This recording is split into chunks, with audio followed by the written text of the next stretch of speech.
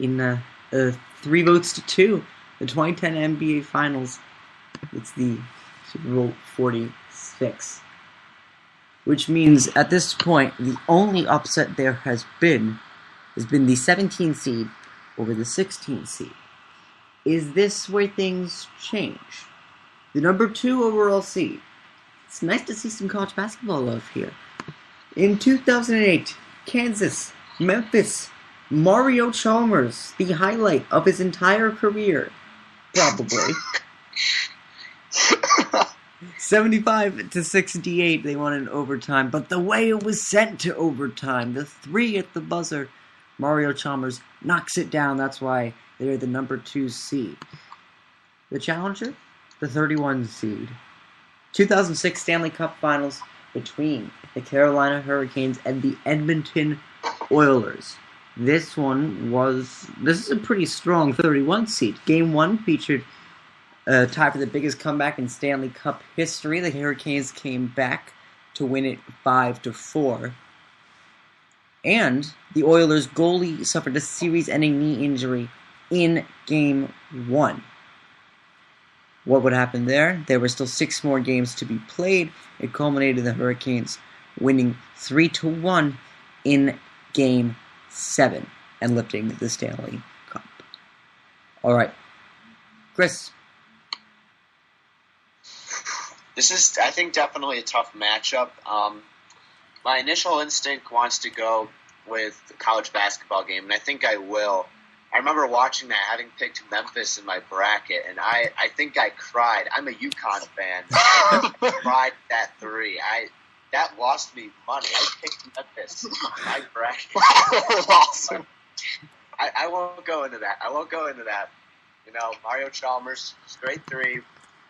But I will say this, as I vote for the college basketball game, don't rule out the Stanley Cup, because thinking of the Oilers and Hurricanes in the Stanley Cup today sounds like a joke. And, you know, they really didn't know who was going to win. And I think that went down to 7 games, made it a great series. All right, so your vote, however, is for Memphis, Kansas. Yes? Yep. All right. Been a close one, but yeah. That game was a close one, too, for the first time in this show. We're going to give you some audio of just exactly what happened, just to refresh your memory. Mario Chalmers bearing the 3. 10.8 seconds left, the second half. Memphis is up 62-60. Derrick Rose is shooting his second free throw. He backed off as well. Wow. You look at where his feet are compared to where he released the shot. He's back 1.5 feet. That's called pressure.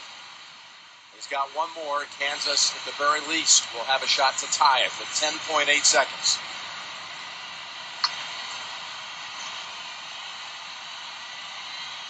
Stayed with that one.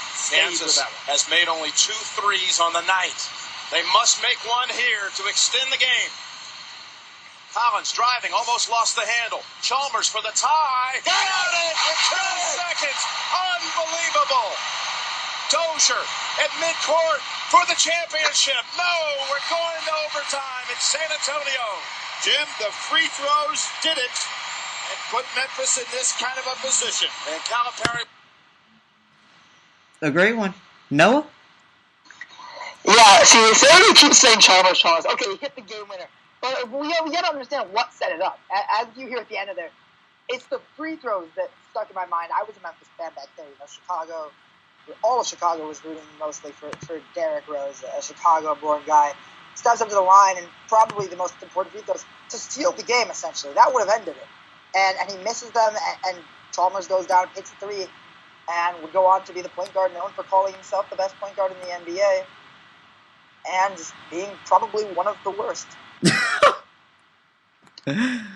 All right, 2-0. Carl?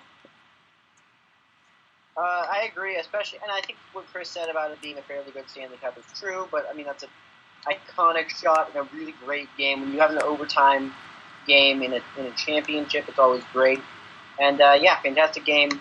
It's I think, underrated series, Stanley Cup being at 31, but yeah, clearly the college basketball games.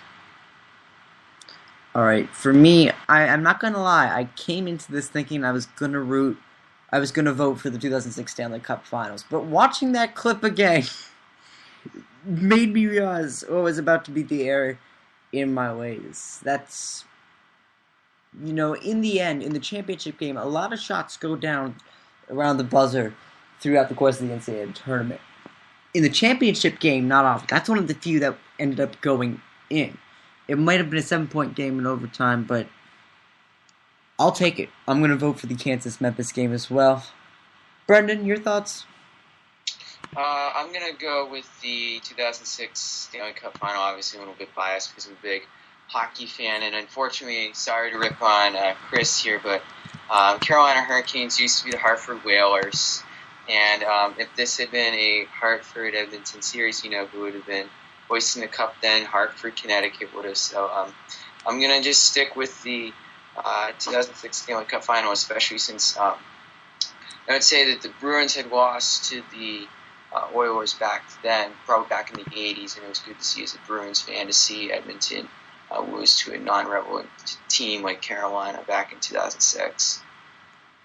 All right, so the 2 seed beats the 31 seed 4 votes to 1. Now we have a much closer one between the 15 seed and the 18 seed.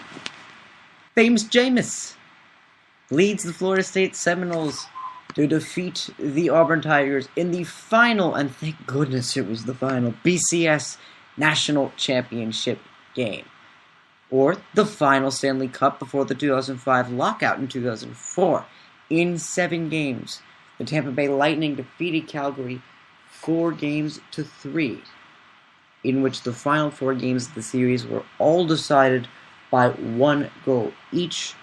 It looked like Calgary had scored the winning goal in Game 6. There was a lot of controversy. CGI later showed in Game 7 that there was a correct call to say no goal. Martin St. Louis scored in double overtime at Calgary to send it back to the St. Pete Times Forum, where the Lightning won Game 7 2-1 to hoist the cup. Brendan, you're a hockey guy. You going to stick with your boy here? Yeah, I'm going to stick with that 2004 Stanley Cup Final. Playoff hockey's the best, especially, as you said, double overtime. Overtime, especially in the Stanley Cup Final, is easily the best moments in sports. Unfortunately, this year, we didn't get to witness any overtime in the Stanley Cup Final between the Hawks and the Lightning, but I remember watching the 2004 Stanley Cup Final and witnessing all the overtimes then, and noticing that, as I was going to say, 2004 Stanley Cup Finals got my vote. All right, 1 vote for that Stanley Cup Final. Carl? Yeah, I'm actually going to agree with him here, especially when you get down to the stretch. You've got an overtime, a double overtime, and then a really close Game 7. Interesting thing about that Game 7, the 2 teams combined had 32 shots. It was an extremely defensive game, and it was a really interesting game. But overall, it was a fantastic series. This was right before the lockout, but especially, this is fairly soon after you were seeing the expansion into Florida, and the NHL trying to expand its brand, and for a Florida team. And once again, we see a Canadian team coming up short. That seems to be a big trend in these good hockey series. I'm sorry, Canada. We don't mean it. For the record, I have this unreasonable fandom for Calgary. I just think that the entire Saddle Dome, I feel like that's a very strong fan base, and I like what the franchise has going for it, and I was happy to see them in the playoffs this year. They almost won it back in 2004. Chris?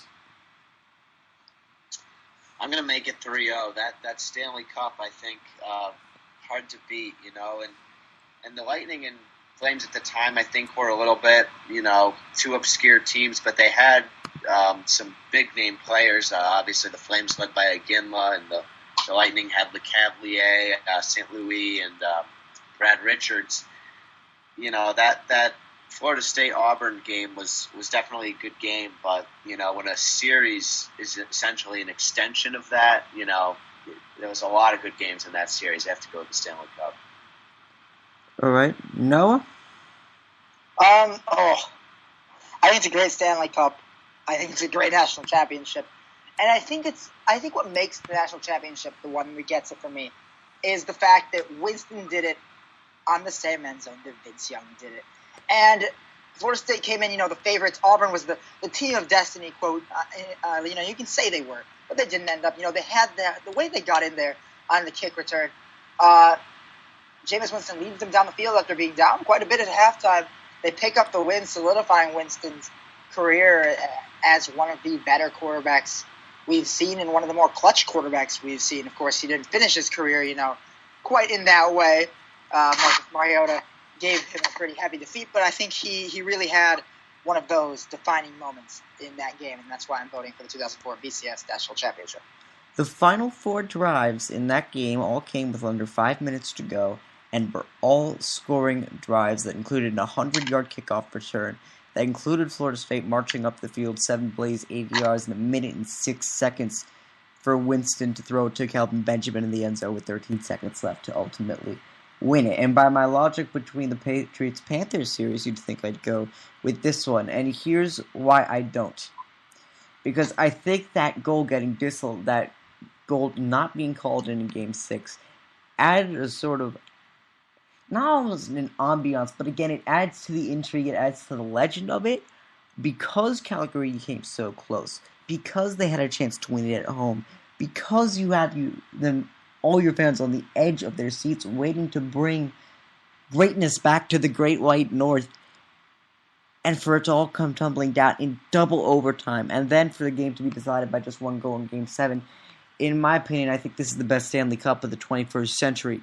So I'm going to go with the Stanley Cup here, and we do have another upset, the 18 seed over the 15 seed. 4 votes to 1, but this is a close one, and I think that 2014 BCS National Championship game could go a long way in the losers bracket. 2013 NBA Finals, 2003 World Series. We talked about the Heat era earlier, and this might have been its highest point. The Heat and the Spurs. This was another one where you had an unforgettable Game 6, which the Heat won 103-100 in overtime. It was Mike Miller without the shoe. It was the comeback. The question, did the Spurs lose or did the Heat win? The answer is yes.